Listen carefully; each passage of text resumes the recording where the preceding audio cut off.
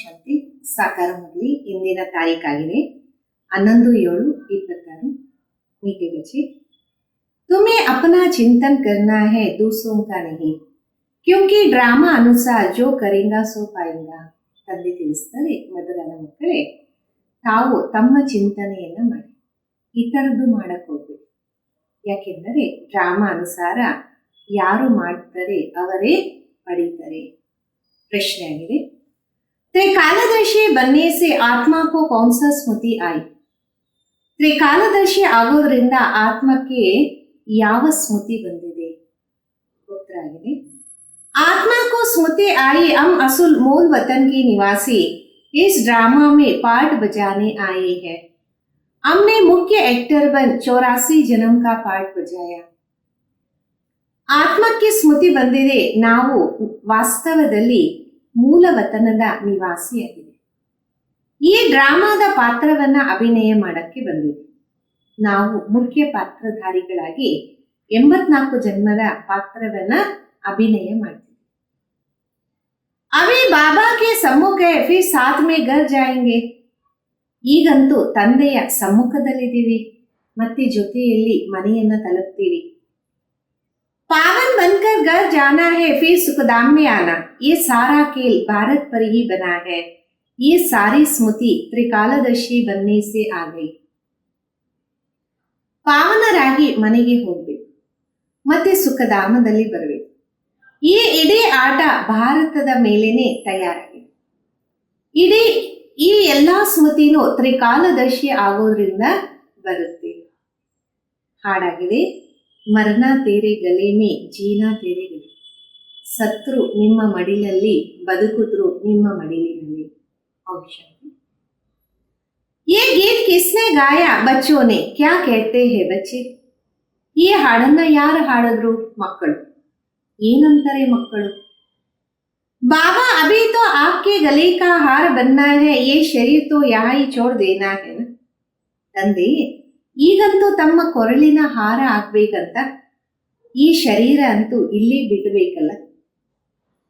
बच्चे जानते शांतिधाम अथवा निर्वाण धाम में बाप और हम बच्चे आत्माएं रहते.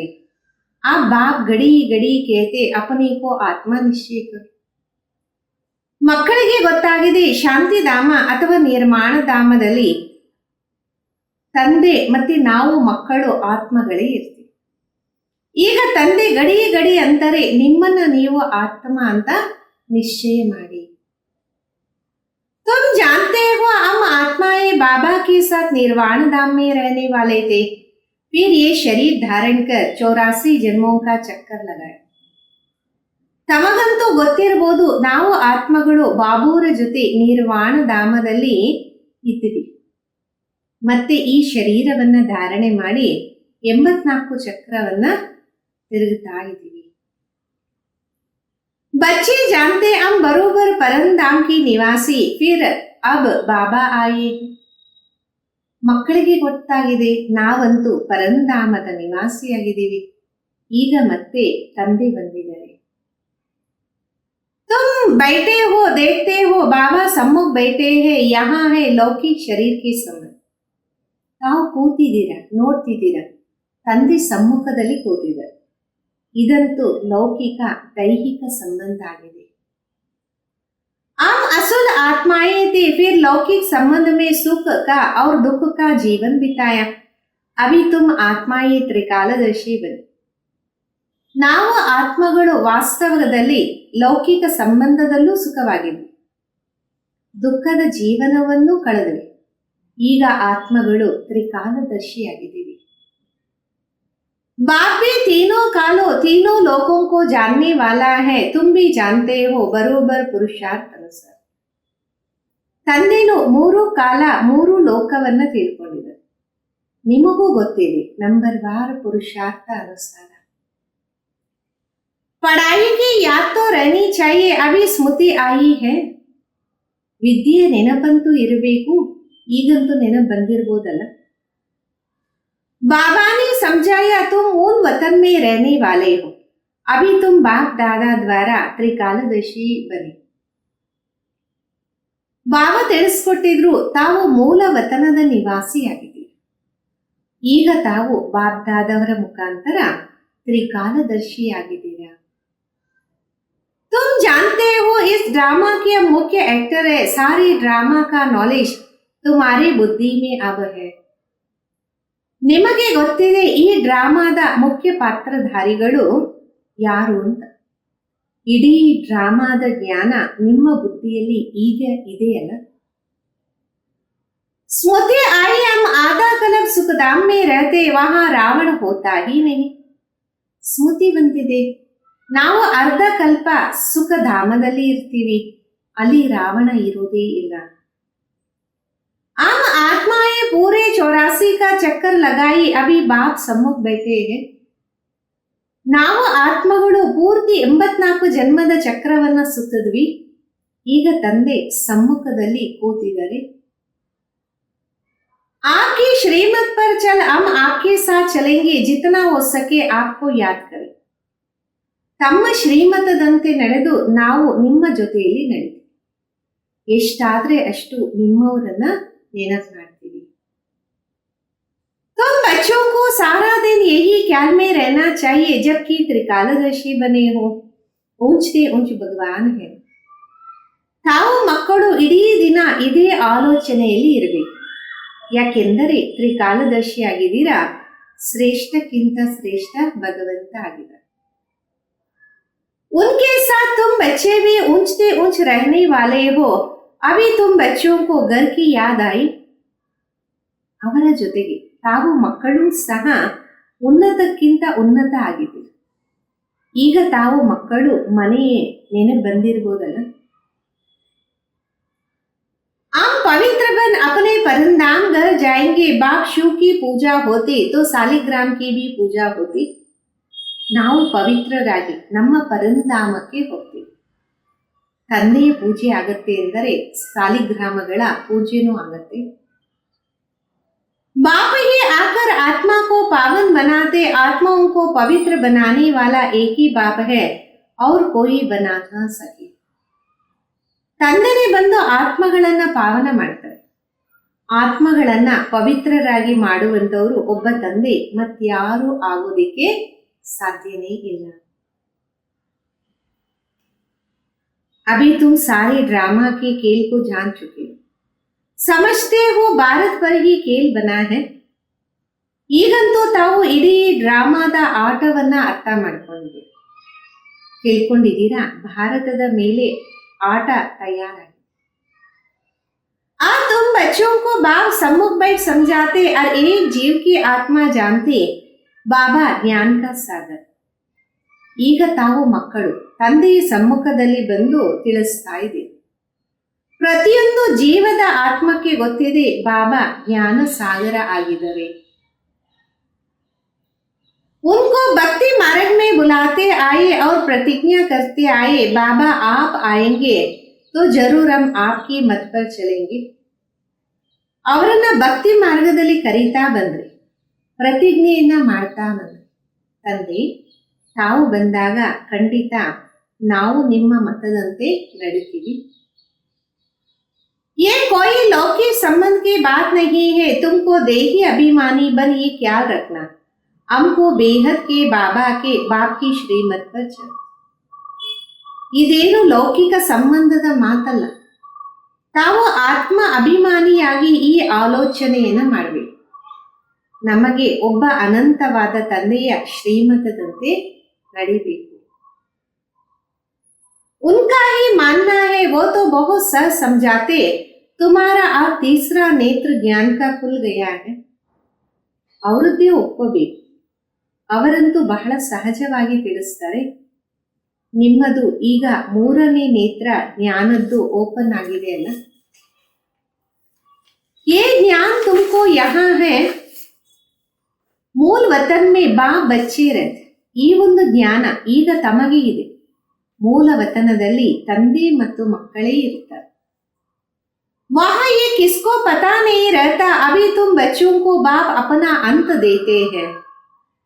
ಅಲ್ಲಿ ಯಾರಿಗೂ ಇದರ ಬಗ್ಗೆ ಅರಿವೇ ಇರಲ್ಲ. ಈಗ ಮಕ್ಕಳಿಗೆ ತಂದೆ ತನ್ನ ಅಂತ್ಯವನ್ನ ನೀಡ್ತಿದ್ದಾರೆ. वही ज्ञान का सागर है और कोई सत्संगों में ऐसे नहीं कहेंगे बाबा हम आत्माओं को पढ़ाते हैं ये तुम जानते ಅವರೇ ಜ್ಞಾನ ಸಾಗರ. ಮತ್ಯಾವುದೇ ಸತ್ಸಂಗದಲ್ಲಿ ಈ ರೀತಿ ಎಂದು ಹೇಳೋದಿಲ್ಲ ಬಾಬಾ ನಮ್ಮ ಆತ್ಮಗಳಿಗೆ ಬೋಧಿಸಿದರು, ಇದು ತಮಗೆ ಗೊತ್ತಿದೆ. गड़े गड़े तुमको कहना पड़ता है देही अभिमानी बनो, आत्मा इस ड्रामा में एक्टर है पार्ट बजाते है. ಗಡಿ ಗಡಿ ತಮಗೆ ತಿಳಿಸಬೇಕಾಗತ್ತೆ ಆತ್ಮ ಅಭಿಮಾನಿಯಾಗಿ. ಆತ್ಮ ಈ ಡ್ರಾಮಾದ ಪಾತ್ರಧಾರಿ ಪಾತ್ರವನ್ನ ಅಭಿನಯ ಮಾಡಿ. हम आत्मा ने छोला लिया वो एक्टर्स ಕಪಡೆ ಬದಲ್ತೆ हैं. ನಾವು ಆತ್ಮಗಳು ದೇಹವನ್ನ ಪಡೆದಿವೆ, ಅಲ್ಲಿ ಆಕ್ಟರ್ಸು ಬಟ್ಟೆಯನ್ನ ಪರಿವರ್ತನೆ ಮಾಡ್ತಾರೆ. तुम आत्माएं निराकारी दुनिया से यहाँ आकर शरीर रूपी चोला लेते, वो सिर्फ अपने कपड़े बदलते. ತಾವು ಆತ್ಮಗಳು ನಿರಾಕಾರಿ ಪ್ರಪಂಚದಿಂದ ಇಲ್ಲಿ ಬಂದು ದೇಹ ಅನ್ನುವ ವಸ್ತ್ರವನ್ನು ಪಡಿತಾರೆ, ಅವರು ತನ್ನ ವಸ್ತ್ರವನ್ನ ಪರಿವರ್ತನೆ ಮಾಡ್ತಾರೆ. हम आत्माओं को बाबा फिर से आकर राजयोग सिखा रहे हैं. ನಮ್ಮ ಆತ್ಮಗಳಿಗೆ ತಂದೆ ಮತ್ತೆ ಬಂದು ರಾಜಯೋಗವನ್ನ ಕಲಿಸ್ಕೊಡ್ತಾ ಇದ್ದಾರೆ. अब तुम बच्चे समझते हो बाबा आया हुआ है तो जरूर हम बाबा के मददगार बने, पवित्र बन और सारे भारत को पवित्र बनाए. ಈಗ ಮಕ್ಕಳಿಗೆ ಅರ್ಥ ಆಗ್ತಿದೆ ತಂದೆ ಬಂದಿದ್ದಾರೆ ಅಂದ ಮೇಲೆ ಖಂಡಿತ ನಾವು ತಂದೆಗೆ ಸಹಯೋಗಿಗಳಾಗಬೇಕು, ಪವಿತ್ರರಾಗಿ ಇಡೀ ಭಾರತವನ್ನ ಪವಿತ್ರವಾಗಿ ಮಾಡಬೇಕಾಗಿದೆ. हमको श्रीमत पर चलना, श्रीमत कहते बाबा को याद करना, जो करेंगे वो पाए. ನಾವು ಶ್ರೀಮತದಂತೆ ನಡೆಯಬೇಕು. ಶ್ರೀಮತ ಹೇಳುತ್ತೆ ತಂದೆಯನ್ನ ನೆನಪು ಮಾಡಿ ಯಾರು ಮಾಡುತ್ತಾರೆ ಅವರೇ ಪಡಿತಾರೆ. सब तो नहीं आकर पुरुषार्थ करेंगे जिन्होंने कल्प पहले पुरुषार्थ किया वही करे. ಎಲ್ಲರೂ ಬಂದು ಪುರುಷಾರ್ಥ ಮಾಡಲ್ಲ, ಯಾರು ಕಲ್ಪದ ಹಿಂದೆ ಪುರುಷಾರ್ಥ ಮಾಡಿದ್ರು ಅವರೇ ಮಾಡ್ತಾರೆ. अभी वापस जाना इसलिए पुरुषार्थ कर पवित्र जरूर बनना, हम ऊपर मूल वतन में रहने वाले. ಈಗ ವಾಪಸ್ ಹೋಗ್ಬೇಕು, ಅದಕ್ಕೆ ಪುರುಷಾರ್ಥವನ್ನ ಮಾಡಿ ಪವಿತ್ರರಾಗಲೇಬೇಕು. ನಾವು ಮೇಲೆ ಮೂಲ ವತನದಲ್ಲಿ ಇರುವಂತಹ ನಿವಾಸಿಯಾಗಿದ್ದೀವಿ. पहले पहले हम स्वर्ग में आए थे, फिर सीढ़ी नीचे उतरते आए, बाबा समझाते भारतवासियों को. ಮೊಟ್ಟ ಮೊದಲು ನಾ ಸ್ವರ್ಗದಲ್ಲಿ ಬಂದಿದ್ವಿ, ಮತ್ತೆ ಮೆಟ್ಲು ಇಳಿತಾ ಬಂದ್ವಿ. ಬಾಬಾ ತಿಳಿಸ್ಕೊಡ್ತಾರೆ ಭಾರತವಾಸಿಗಳಿಗೆ. भारत में ही आते हैं, याद भी भारत में करते हैं कि आकर हमको पावन बनाओ. ಭಾರತದಲ್ಲೇ ಬರ್ತಾರೆ, ನೆನಪು ಭಾರತದಲ್ಲೇ ಮಾಡ್ತಾರೆ, ಯಾಕೆಂದರೆ ಬಂದು ನಮ್ಮನ್ನ ಪಾವನ ಮಾಡಿ. शरीर धारण कर हमको श्रेष्ठ कर्म सिखाओ, शरीर का नाम ही गाया जाता. ಶರೀರವನ್ನ ಧಾರಣೆ ಮಾಡಿ ನಮಗೆ ಶ್ರೇಷ್ಠ ಕರ್ಮವನ್ನ ಕಲಿಸ್ಕೊಡಿ, ಶರೀರದ ಹೆಸರನ್ನೇ ಗಾಯನ ಮಾಡಿ. ये भाग्यशाली रथ है, बाबा कहते मैं साधारण तन में प्रवेश करता हूं. ಇದು ಭಾಗ್ಯಶಾಲಿ ರಥ ಆಗಿದೆ. ತಂದೆ ತಿಳಿಸ್ತಾರೆ ನಾನು ಸಾಧಾರಣ ದೇಹದಲ್ಲಿ ಪ್ರವೇಶ ಮಾಡ್ತೀನಿ. आगे भी कहा था तुम बच्चों को स्मृति आए हो, बरोबर 5000 वर्ष पहले बाबा ने यही कहा था और कोई भी ये बात बता नहीं सकते. ಮೊದಲು ತಿಳಿಸಿದರು ತಮ್ಮ ಮಕ್ಕಳಿಗೆ ನೆನಪಿರುವುದು ಖಂಡಿತ 5000 ವರ್ಷದ ಹಿಂದೆ ತಂದೆ ಇದನ್ನೇ ತಿಳಿಸಿದರು, ಮತ್ಯಾರು ಈ ರೀತಿ ತಿಳಿಸೋದಿಕ್ಕೆ ಸಾಧ್ಯ ಇಲ್ಲ. बाबा ही कहते 5000 वर्ष पहले भी मैंने इस शरीर में आकर तुमको समझाया, अब फिर तुम बच्चों को कहता हूं आत्मा अभिमानी बन. ತಂದೆ ತಿಳಿಸ್ತಾರೆ 5000 ವರ್ಷದ ಹಿಂದೆ ನಾನು ಈ ದೇಹದಲ್ಲಿ ಬಂದು ನಿಮಗೆ ತಿಳಿಸಿದ್ದೆ, ಈಗ ಮತ್ತೆ ನಿಮ್ಮ ಮಕ್ಕಳಿಗೆ ತಿಳಿಸ್ತೀನಿ ಆತ್ಮ ಅಭಿಮಾನಿಯಾಗಿ. जैसे नाटक वालों को मालूम रहता है हम कौन सा वस्त्र पहनकर क्या क्या पार्ट बजाते, परंतु वो तो है ದೇಹಾಭಿಮಾನಿ, ये है ಬೇಹದ್ की बात. ಯಾವ ರೀತಿ ನಾಟಕದಲ್ಲಿ ಅವರಿಗೆ ಗೊತ್ತಿರುತ್ತೆ ನಾವು ಯಾವ ವಸ್ತ್ರವನ್ನ ಹಾಕೊಂಡು ಏನೇನು ಪಾತ್ರವನ್ನ ಮಾಡಿದ್ವಿ, ಆದರೆ ಅದೆಲ್ಲ ದೇಹದ ಅಭಿಮಾನ. ಇದು ಅನಂತವಾದ ಮಾತಾಗಿದೆ. देही अभिमानी बनना हम असल आत्मा ही है. अभी हमारा पाठ पूरा होता ದೇಹಿ ಅಭಿಮಾನಿ ಆಗ್ಬೇಕು. ವಾಸ್ತವದಲ್ಲಿ ನಾವು ಆತ್ಮ ಆಗಿದ್ದೀವಿ, ನಮ್ಮ ಪಾತ್ರ ಪೂರ್ತಿ ಆಗ್ತೀವಿ. बाप सम्मुख बैठ सब कुछ तुमको समझाते, ये भूल नहीं जाना माये कितना विघ्न डालती है ना. ತಂದೆ ಸಮ್ಮುಖದಲ್ಲಿ ಕುತ್ಕೊಂಡು ಎಲ್ಲವನ್ನ ತಿಳಿಸ್ಕೊಡ್ತಾರೆ, ಇದನ್ನ ಮರ್ತೋಗ್ಬೇಡಿ. ಮಾಯೆ ಎಷ್ಟೊಂದು ವಿಘ್ನವನ್ನ ಆಗುತ್ತೆ. बाप समझाते बच्चे तुमको कोई भी विक्रम नहीं करना, मनसा तूफान बल बहुत आएंगे, अपनी परीक्षा ले. ತಂದೆ ತಿಳಿಸ್ಕೊಡ್ತಾರೆ, ಮಕ್ಕಳೇ ನೀವು ಯಾವುದೇ ವಿಕರ್ಮವನ್ನ ಮಾಡಬೇಕು, ಮನಸ್ಸಿನ ಬಿರುಗಾಳಿ ಬಹಳಷ್ಟು ಬರುತ್ತೆ, ತಮ್ಮ ಪರೀಕ್ಷೆಯನ್ನ ತಕೊಳ್ಳಿ. हमारे कर्मेंद्रिया चलायमान तो नहीं होते, हर काम को जीत सकते हैं. ನಮ್ಮ ಕರ್ಮೇಂದ್ರಿಯಗಳು ಮುಂದೆ ಹೋಗ್ತಿಲ್ಲ ತಾನೆ, ಪ್ರತಿಯೊಂದನ್ನು ಗೆಲ್ಲಬಹುದಾಗಿದೆ. तुम्हारे लिए तो बहुत सहज है, हम आत्मा है, हम बाबा के बच्चे हैं, बाप से ही योग लगाना है. कर्मेंद्रियों से चलाई मानी होना ये भी देह अभिमान हुआ. ತಮಗಂತೂ ಬಹಳಷ್ಟು ಸಹಜ ಆಗಿದೆ. ನಾವು ಆತ್ಮ ಆಗಿದ್ದೀವಿ, ಒಂದ ತಂದೆಯ ಸಂತಾನ, ತಂದೆಯಿಂದ ಯೋಗವನ್ನ ಜೋಡಣೆ ಮಾಡಬೇಕು, ಕರ್ಮೇಂದ್ರಿಯಗಳು ನಡೆಯಲ್ಲ ತಾನೆ, ಇದು ಸಹ ದೇಹ ಅಭಿಮಾನ ಆಯ್ತಲ್ಲ. तुमको कोई से डरना नहीं, निर्भय रहना. कभी भी कहाँ जाते हो तो साक्षी होकर देखना, हम तो आत्मा है, इस खेल को तुम पूरा जान गए हो. ತಾವು ಯಾರಿಂದನೂ ಭಯಪಡುವ ಅವಶ್ಯಕತೆ ಇಲ್ಲ, ನಿರ್ಭಯರಾಗಿ.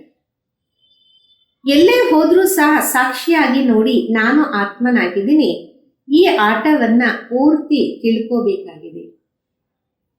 ऊंचते ऊंच बाप है, ये बुद्धि में आया, उनको बिंदी कहा जाता, निराकारी दुनिया में आत्माओं का जाड़ है. ಶ್ರೇಷ್ಠಕ್ಕಿಂತ ಶ್ರೇಷ್ಠ ತಂದೆ ಬುದ್ಧಿಯಲ್ಲಿ ಬರುತ್ತಲ್ಲ, ಅವರಿಗೆ ಬಿಂದು ಅಂತ ಹೇಳಲಾಗತ್ತೆ. ನಿರಾಕಾರ ಪ್ರಪಂಚದಲ್ಲಿ ಆತ್ಮಗಳ ವೃಕ್ಷ ಇದೆ. बीज से झाड़ निकलता, फिर नंबरवार पत्ते आते, ये भी ऐसे ही है, ऊपर से नंबरवार आत्मा ही आते. ಬೀಜದಿಂದ ವೃಕ್ಷ ಬರುತ್ತೆ, ಮತ್ತೆ ನಂಬರ್ವಾರ್ ಎಲೆಗಳು ಬರುತ್ತೆ, ಇದು ಅದೇ ರೀತಿ ಮೇಲೆಯಿಂದ ನಂಬರ್ವಾರ್ ಆತ್ಮಗಳು ಬರ್ತವೆ. ಆತ್ಮ ಪ್ರವೇಶ कैसे करती निकलती कैसे, ये कोई देख ना सके. आप बाबा समझाते, तुम्हारी आत्मा पतित हो गई, उसको पावन बनो. ಆತ್ಮ ಯಾವ ರೀತಿ ಪ್ರವೇಶ ಮಾಡುತ್ತೆ, ಯಾವ ರೀತಿ ಹೊರಗಡೆ ಬರುತ್ತೆ, ಇದು ಯಾರು ನೋಡಕ್ ಸಾಧ್ಯ. ಈಗ ತಂದೆ ತಿಳಿಸ್ಕೊಡ್ತಾರೆ, ನಿಮ್ಮ ಆತ್ಮ ಪತಿತ ಆಗಿದೆ, ಅದನ್ನ ಪಾವನ ಮಾಡಿ. इन द्वारा बाबा बैठ समझाते, बात तो कर्मेंद्रियों से करते, आत्मा बिंदी इसमें नहीं होती तो कर्मेंद्रिया कुछ कर नहीं सकती. ಇವರ ಮುಖಾಂತರ ತಂದೆ ಕುತ್ಕೊಂಡು ತಿಳಿಸ್ತಾರೆ, ಮಾತಂತೂ ಕರ್ಮೇಂದ್ರಿಯಗಳಿಂದಲೇ ಮಾಡತ್ತೆ. ಆತ್ಮ ಬಿತ್ತು ಇದರಲ್ಲಿ ಇಲ್ಲ ಅಂದ್ರೆ ಕರ್ಮೇಂದ್ರಿಯಗಳು ಏನು ಮಾಡಕ್ಕೆ ಸಾಧ್ಯನೇ ಇಲ್ಲ. इतनी छोटी बिंदी कितनी पावरफुल है, इसमें सारा नॉलेज है. बाप ज्ञान का सागर है जो तुमको बैठ समझा. ಎಷ್ಟು ಸಣ್ಣದಾದ ಬಿಂದು, ಎಷ್ಟು ಪವರ್ಫುಲ್ ಆಗಿದೆ, ಇದರಲ್ಲಿ ಇಡೀ ಜ್ಞಾನ ಇದೆ. ತಂದೆ ಜ್ಞಾನ ಸಾಗರ ಆಗಿದ್ದರೆ ನಿಮ್ಗೆ ಕುತ್ಕೊಂಡು ಎಲ್ಲವನ್ನ ತಿಳಿಸ್ತಾರೆ, ಇದರಲ್ಲಿ ಇಡೀ ಜ್ಞಾನ ಇದೆ. ये भी उसका पाठ नोंदा हुआ है, तुम्हारी आत्मा में 84 जन्मों का पाठ है, तुम दुख सुख का पाठ बजाते. ಇದು ಸಹ ಪಾತ್ರದಲ್ಲಿ ಫಿಕ್ಸ್ ಇದೆ. ನಿಮ್ಮ ಆತ್ಮದಲ್ಲೂ 84 ಜನ್ಮದ ಪಾತ್ರ ಇದೆ. ತಾವು ದುಃಖ ಸುಖದ ಪಾತ್ರವನ್ನ ಅಭಿನಯ ಮಾಡ್ತೀರಾ. दुख में बहुत तकलीफ लेते हो. बाबा कहते मैं तो पुनर्जन्म में आता नहीं, तुम 84 जन्म लेते हो. ದುಃಖದಲ್ಲಿ ಬಹಳಷ್ಟು ಶ್ರಮವನ್ನ ಪಡಿತೀರಾ. ತಂದೆ ಅಂತಾರೆ ನಾನು ಪುನರ್ಜನ್ಮದಲ್ಲಿ ಬರೋದಿಲ್ಲ, ತಾವು 84 ಜನ್ಮವನ್ನ ಪಡಿತೀರಾ.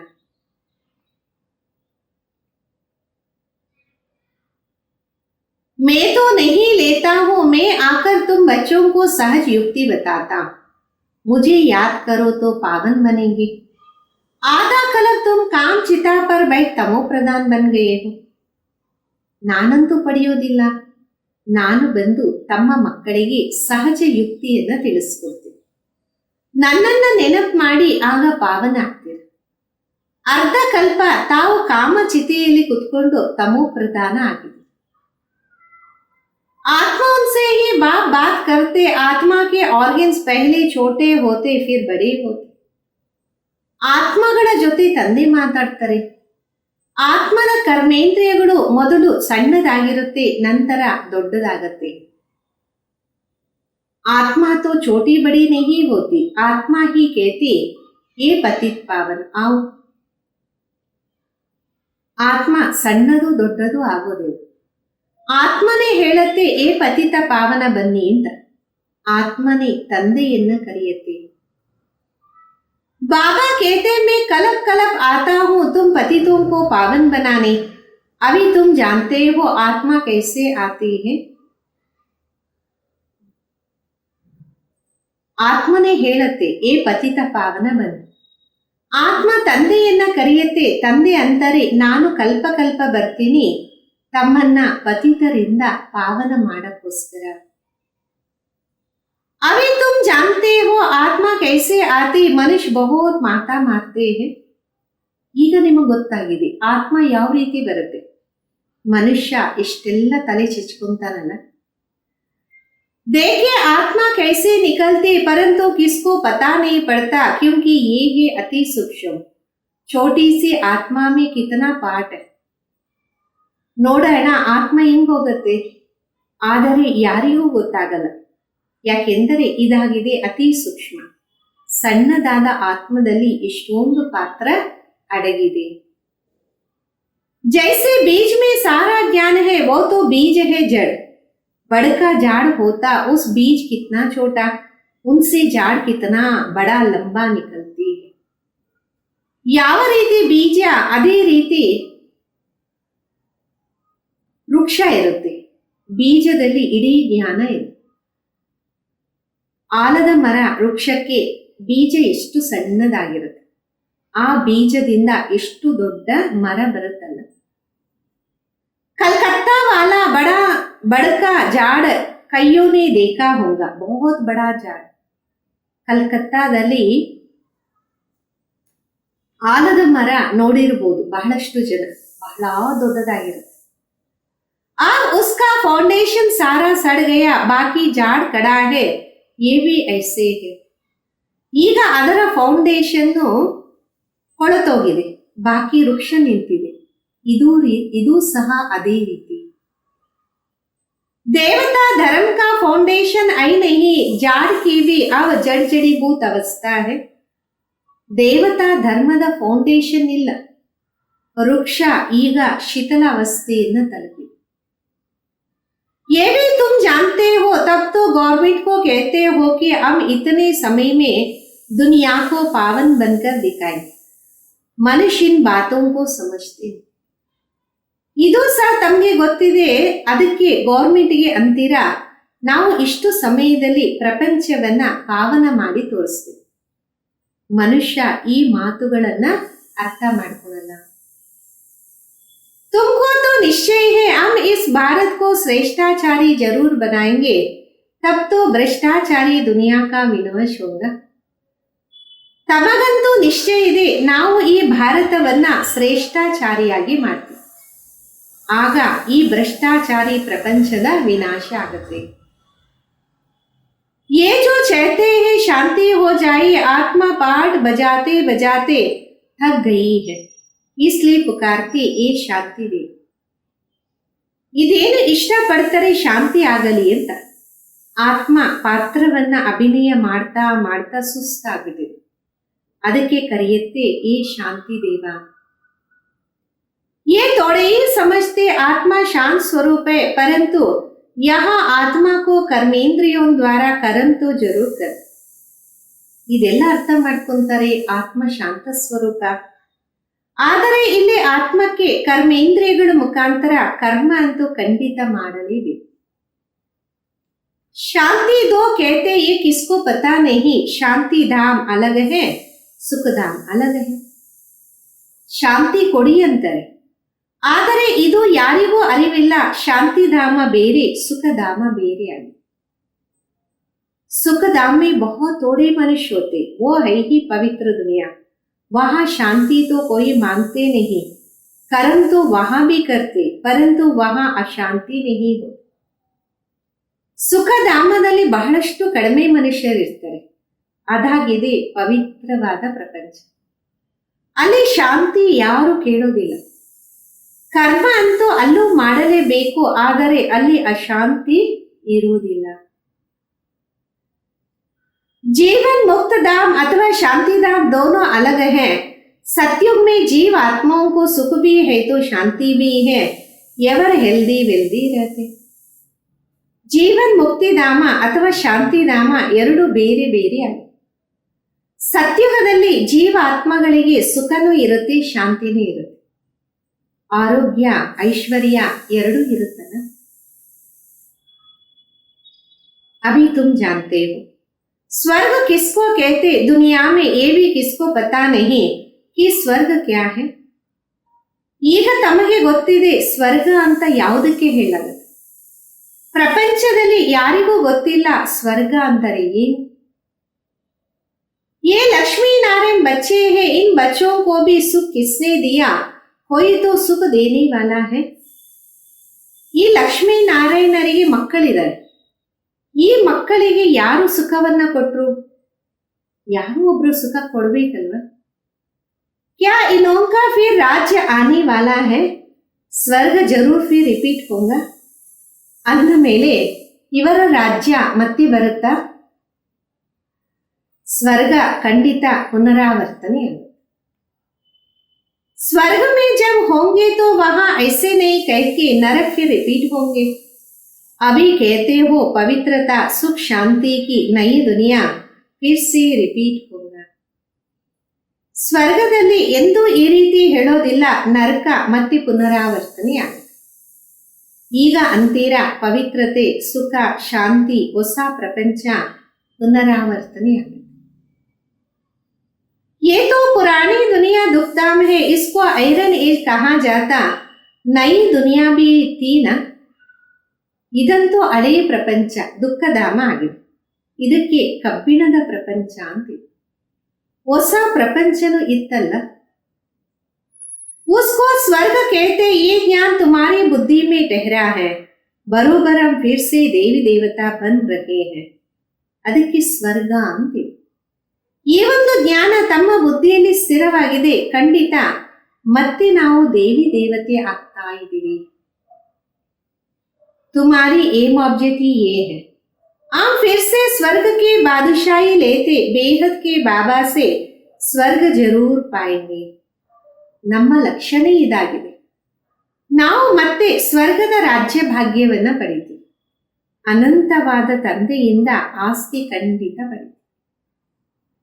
ये अच्छी रीति याद करना, हम आत्माएं वहां रहती फिर हम यहाँ आए हैं पाठ वचन. ಇದನ್ನ ಚೆನ್ನಾಗಿ ನೆನಪು ಮಾಡಿ, ನಾವು ಆತ್ಮಗಳು ಅಲ್ಲಿನ ನಿವಾಸಿಯಾಗಿದ್ದೀವಿ, ಮತ್ತೆ ಇಲ್ಲಿ ಬಂದಿದ್ದೀವಿ ಪಾತ್ರವನ್ನ ಅಭಿನಯ ಮಾಡಿ. ಆ ಸ್ಮೃತಿ मिली 84 जन्म कैसे लेते, बाबा समझाते भी तुम ब्रह्मा मुख ವಂಶಾವಳಿ ಬ್ರಾಹ್ಮಣೋ. ಈಗ ಸ್ಮೃತಿ ಸಿಕ್ಕಿದೆ, 84 ಜನ್ಮ ಯಾವ ರೀತಿ ಪಡೆಯಿದೆ ತಂದೆ ತಿಳಿಸ್ಕೊಡ್ತಾರೆ. ತಾವು ಬ್ರಹ್ಮ ಮುಖ ವಂಶಾವಳಿ ಬ್ರಾಹ್ಮಣರಾಗಿದ್ದೀರ. ब्राह्मण बनने बिगर प्रजापिता ब्रह्मा का बच्चा बनने बिगर शिव बाबा से वर्षा कैसे लेंगे. ಬ್ರಾಹ್ಮಣರಾಗದೆ, ಪ್ರಜಾಪಿತ ಬ್ರಹ್ಮನ ಸಂತಾನ ಆಗದೆ ಶಿವಬಾಬುರಿಂದ ಆಸ್ತಿಯನ್ನ ಯಾವ ರೀತಿ ಪಡಿತೀರಾ? प्रजापिता ब्रह्मा तो मशहूर है, ब्रह्मा द्वारा नई दुनिया की स्थापना करते. ಪ್ರಜಾಪಿತ ಬ್ರಹ್ಮ ಅಂತೂ ಪ್ರಸಿದ್ಧಿಯಾಗಿದೆ. ಬ್ರಹ್ಮನ ಮುಖಾಂತರ ಹೊಸ ಪ್ರಪಂಚದ ಸ್ಥಾಪನೆಯನ್ನ ಮಾಡಲಾಗುತ್ತೆ. तो नई दुनिया का राज्य भी जरूर उन लोगों को मिलता होगा.